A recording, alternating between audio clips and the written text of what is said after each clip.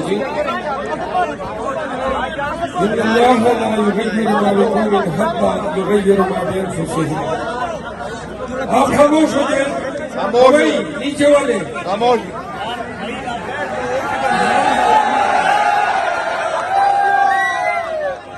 ذرا مجھے جس کام کے لیے آئے ہیں آپ سے ہم کلام ہونے کو، آپ سے مخاطب ہونے کو، تو تھوڑا سا اگر شور کو آپ ذرا کنٹرول کر لیں.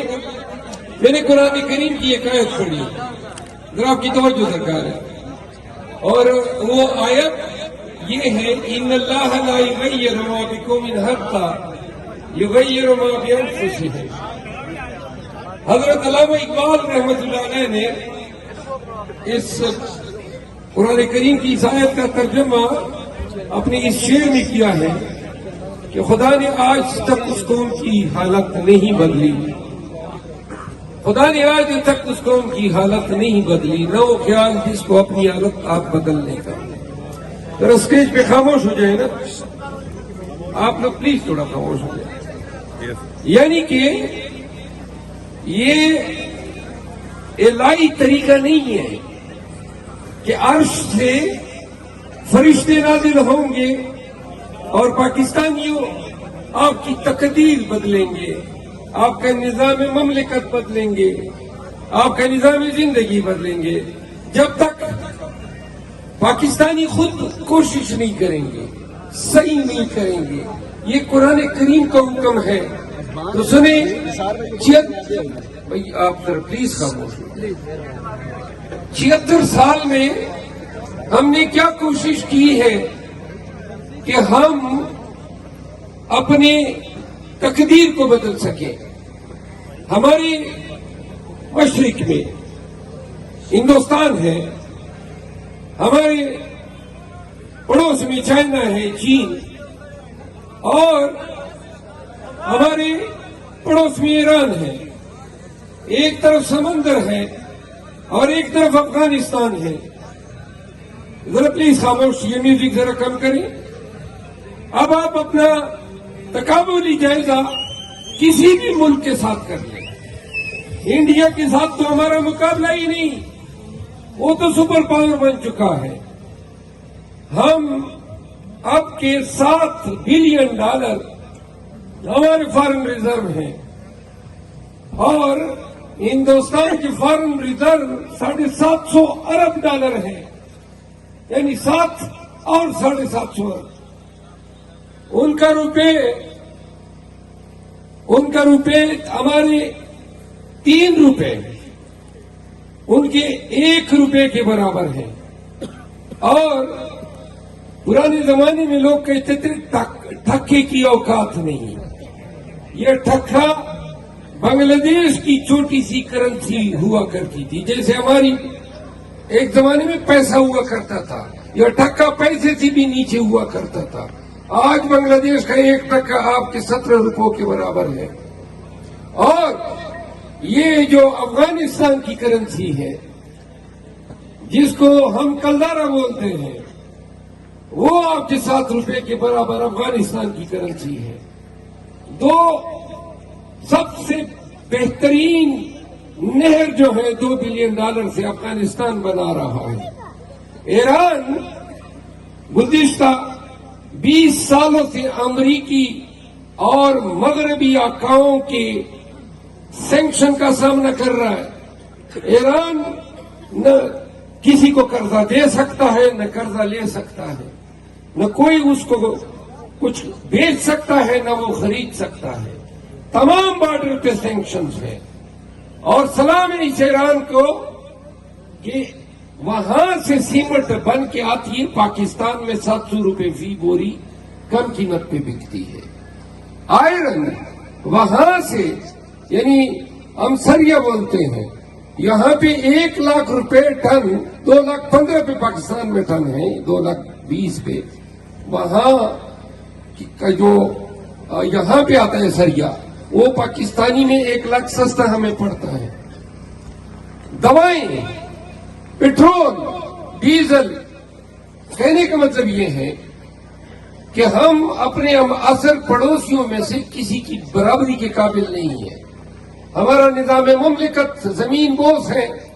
ہمارا نظام عدل منجمد ہو چکا ہے. ہماری معیشت دیگرگو ہے.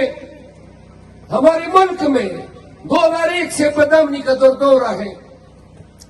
ہماری فارن پالیسی، ہماری داخلہ پالیسی، ہماری معیشت، مہنگائی، ہر وہ بیماری اس ملک میں دہانے کھولی ہوئی ہے. اور 76 سالوں سے جو نظام اس ملک میں لاگو ہے وہ بتدریج پاکستان کو ڈبو رہا ہے. اگر اس مجمع میں موجود کوئی ایک پاکستانی بتا دے کہ کسی کو کوئی ایک امید کی رمق نظر آ رہی ہے، کیا آپ کو نظر آ رہا ہے کہ کسی میں یہ اہلیت ہے کہ آپ کی معیشت جو زبوال ہے اس کو سنبھال سکے؟ کیا آپ کو علاوہ خان کے کسی کو اعتماد ہے کہ جو ڈالر آئیں گے ان کو کھانے والے چور یہاں پہ نہیں ہیں؟ کیا اس بدامنی کو پاکستان میں کوئی کنٹرول کر سکتا ہے تو وہ عمران خان کے علاوہ کوئی ہے؟ آپ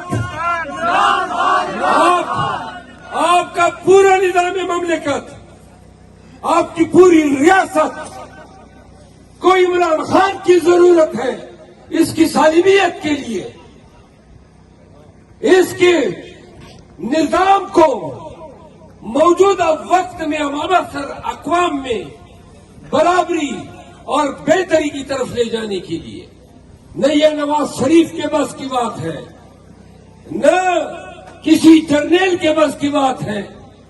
قوم کا، پاکستانیوں کا اور چیز پاکستانیوں کا اگر اعتماد ہے، ایک ہی نام ہے، عمران خان.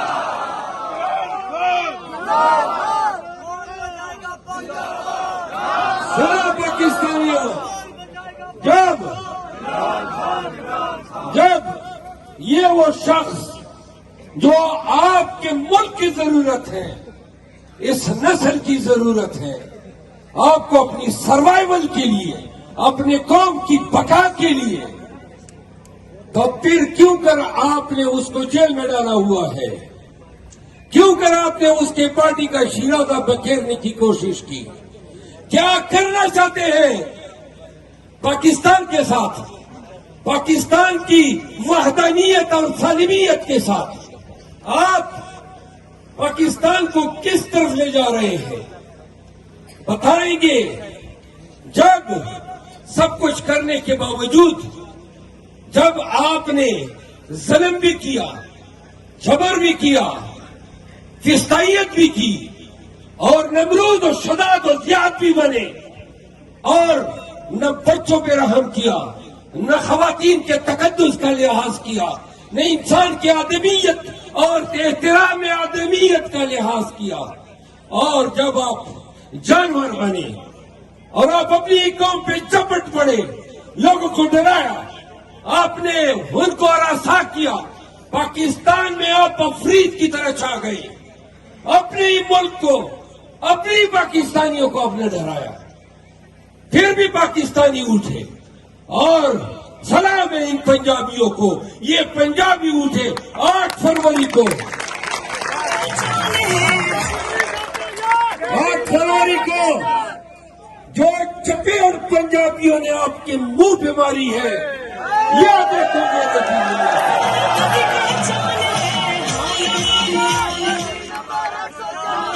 سنو، جب آپ نے سب کچھ کیا، مارا پیٹا گھسیٹا، قتل کیا، گولیاں ماری، گھروں کی تقدس کو پامال کیا، پھر بھی قوم قیدی 804 کے ساتھ کڑی گئی.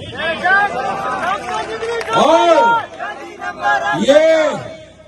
یہ قوم نے اپنے اجتماعی شعور اور ذہانت و فطانت کا مظاہرہ کرتے ہوئے 8 فروری کو ووٹ اس لیے دیا کہ وہ قیدی 804 آئے گا اور پاکستان کو ان مسائل کی دلدل سے نکالے گا۔ پھر تم نے کیا کیا؟ عوام کے مینڈیٹ کے تقدس کو آپ نے تاطار کیا۔ 9 فروری کو تم چوری پہ اتر آئے، تم ڈکیتی پہ اتر آئے۔ یہ جو حکیم مثال کیا ملک ہے؟ بنا ہوا ایم پی اے پھر بننے کے لیے پھر رہا ہے۔ واہ تیرے ملک کیا کرشمے ہیں، کیا عجوبے ہیں۔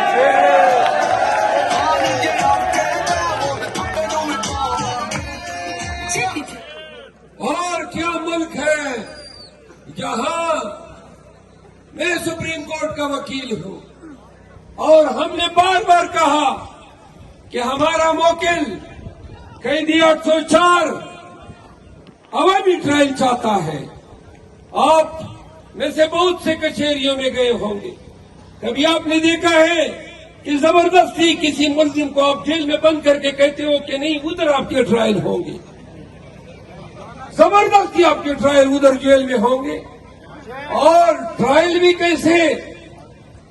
نہ وکیل کی سہولت، نہ گواہ پیجرا۔ اور یہ نہیں ہے کہ کوئی معمولی جرم کے ٹرائل ہے یا معمولی شخصیت کے ٹرائل ہے۔ سابق وزیر اعظم پاکستان ہے، دنیا کی 7ویں بڑی پارٹی کا چیئرمین ہے۔ تو سنو، یہ آپ کا نظام عدل ہے۔ ہم 2 سالوں سے جنگ لڑ رہے ہیں کہ ہمارے ٹرائل ادھر کرو جدھر سب کے ٹرائل کرتے ہو، یعنی عدالت۔ اور ابھی تک کسی عدالت نے ہمیں یہ ریلیف نہیں دیا کہ ٹرائل جو ہے وہ عدالت میں ہوتے ہیں، جیلوں میں نہیں ہوتے۔ سنیے، پھر یہی نظام عدل ہے پاکستان کا۔ کیا کہیں گے اس نظام کے وہ 4 سالوں سے بگوڑا بھاگا ہوا مفرور روپوش؟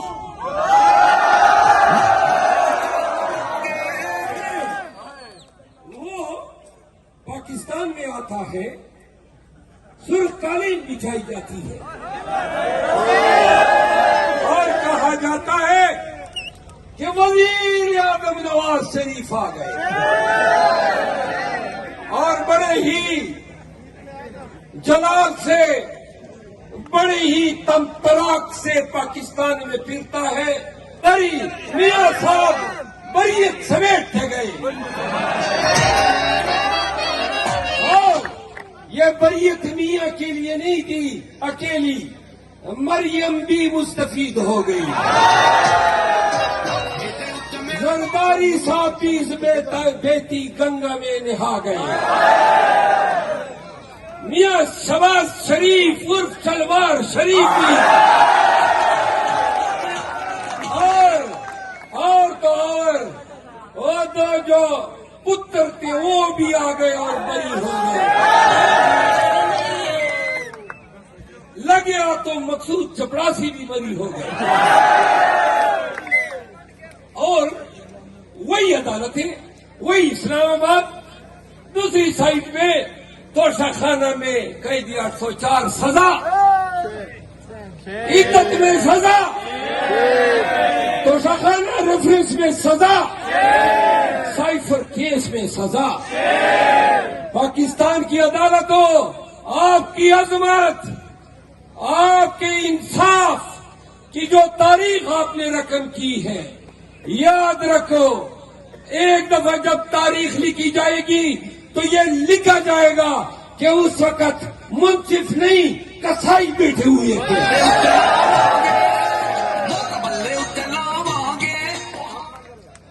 تو سنو، یہ وہ ملک ہے جہاں 9 مئی کو نیوہت پاکستانیوں پہ گولیاں چلائی جاتی ہے، 25 ہمارے ورکر شہید ہوتے ہیں، 100 ہمارے ورکر زخمی ہوتے ہیں، 4 تاحال پوری زندگی کے لیے اپاہج۔ یہ 9 مئی ہے. نہ کبھی کہیں پورے پاکستان میں سپاہی کو خراش لگی نہ فوجی کو خراش آئی.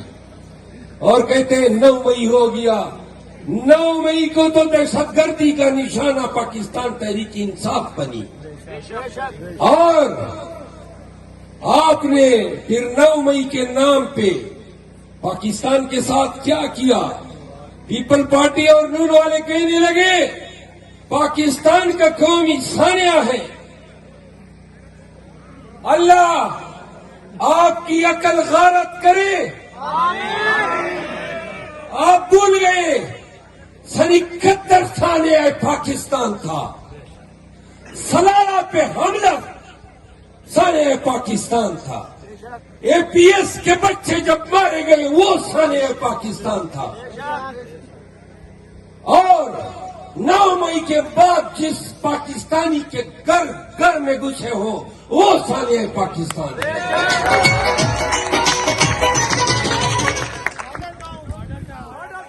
ماڈل ٹاؤن کا سانحہ پاکستان.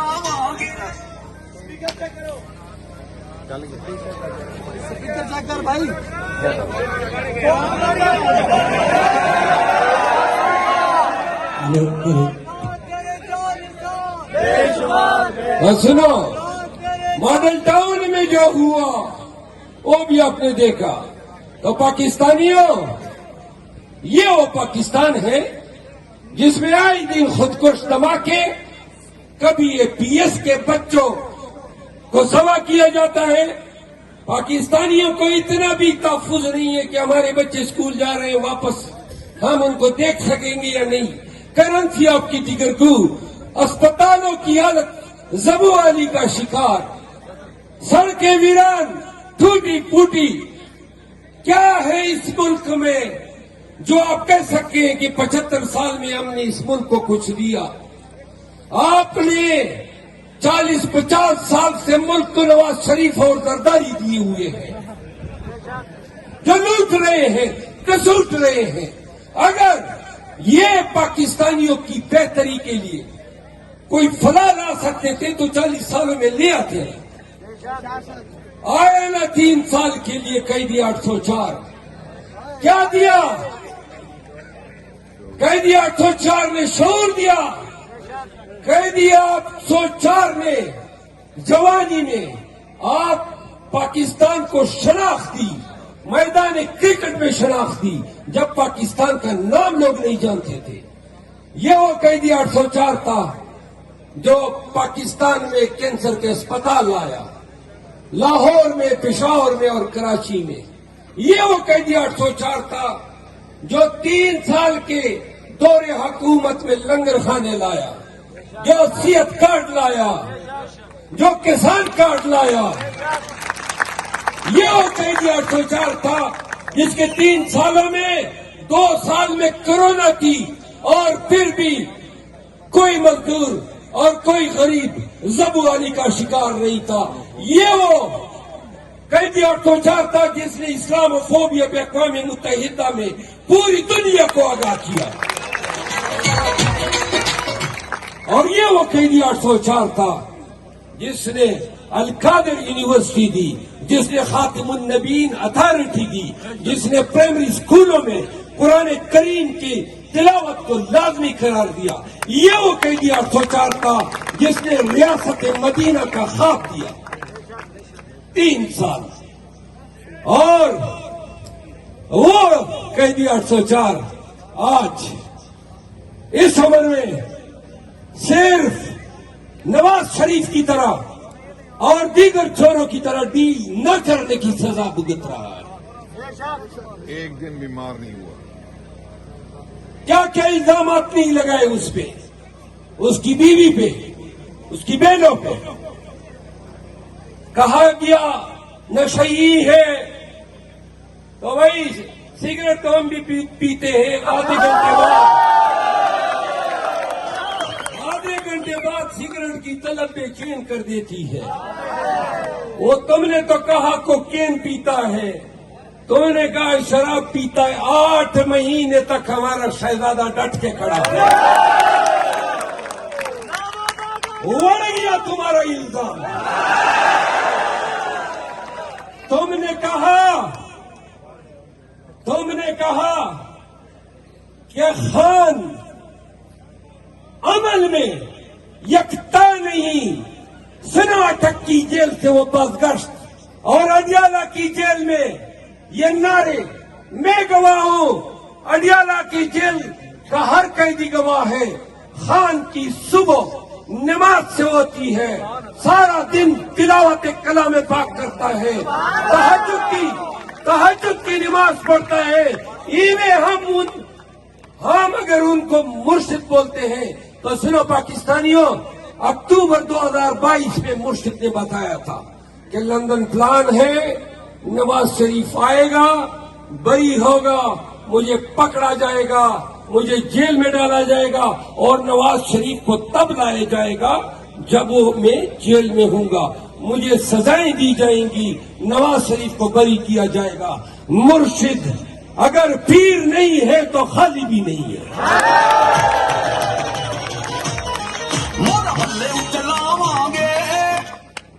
پاکستانیوں، یہ ہے ہمارا اور ان کا فرق۔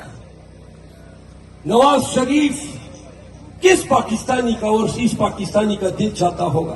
2021 میں 2018 میں جب حکومت آئی تو 16 سے 17 بلین ڈالر ہماری ریمیٹنس تھی جو باہر ملک سے پاکستانی پیسے بھیجتے تھے۔ 2021 میں 32 بلین ڈالر ہو گئی، اور آج پوچھو نا پی ڈی ایم والے 2 سالوں سے جتنا قرضہ IMF سے لیا ہے پاکستان نے 8 بلین ڈالر، 16 بلین ڈالر صرف ریمیٹنسز میں کمی آئی ہے 2 سالوں میں۔ 4.5 ارب ڈالر سالانہ آپ کی ٹیکسٹائل انڈسٹری کا خسارہ آ رہا ہے۔ سنو، مرشد کے دور میں 145 روپے کا لیٹر 300 روپے پہ پہنچ گیا۔ یہ لوگ آئے ہیں قوم کی خدمت کرنے کے لیے۔ وہی P D M gas, petrol, بجلی، کھانے پینے، سبزیاں، کیا چیز ہے جو غریب کی دسترس میں رہ گئی ہے؟ یہ ان کی حکومت ہے، یہ ان کے کارنامے ہیں۔ آج نون کا پٹواری آپ کے حلقے میں پھر رہا ہوگا کہ مجھے ووٹ دو، آپ کی خدمت کریں گے، لختی لعنت ہو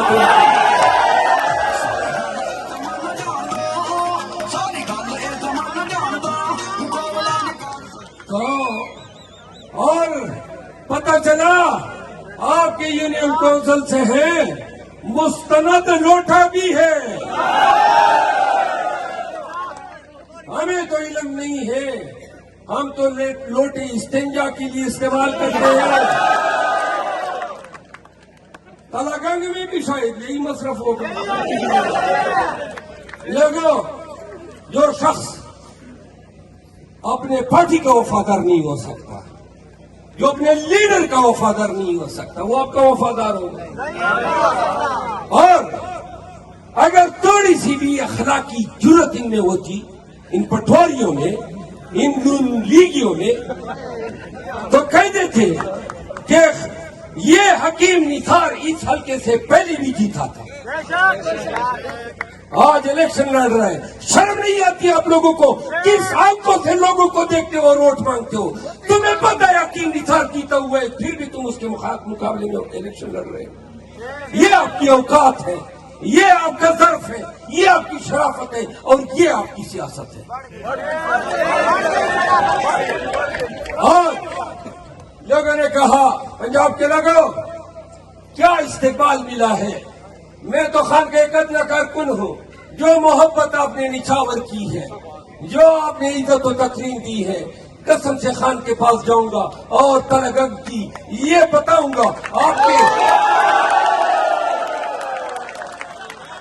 اور پنجاب کے لوگوں، بڑے تھانے دیے پی ڈی آئی کی عادت کو، ہم نکل پڑے ہیں۔ سنو، لوگ کہتے تھے نا حکومت ہے، ہمیں پتہ ہے مریم بیٹھی ہوئی ہے، ہمیں پتہ ہے لاٹھیاں ان کے پاس، ہمیں پتہ ہے پنجاب پولیس بڑی ظالم ہے، لیکن ان کو پتہ نہیں ہے کہ ہم موت سے ڈرتے ہی نہیں ہیں۔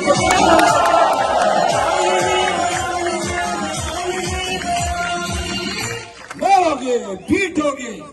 یہ ہے وہ پنجاب جس کے ڈرنے نکلنے کے ڈر سے تمہاری جان نکلتی ہے. اور سننا پنجاب کے لوگوں، سلام ہے آپ کے ظرف کو، آپ کی جرت کو. 8 فروری کو خان کو نوا تھا. کل گجرات کے لوگوں، گجرات آ رہا ہوں آپ کے پاس، خان کا پیغام لے کر آ رہا ہوں. گجرات کے لوگوں، لاہور کے لوگوں اور قصور کے لوگوں، کل آپ کے پاس بھی آ رہا ہوں. انشاءاللہ جب تک اس وجود میں زندگی کی رمق بھی ہے، خدا کی قسم خان کا پیغام لے کے چپے چپے پہ جائیں گے.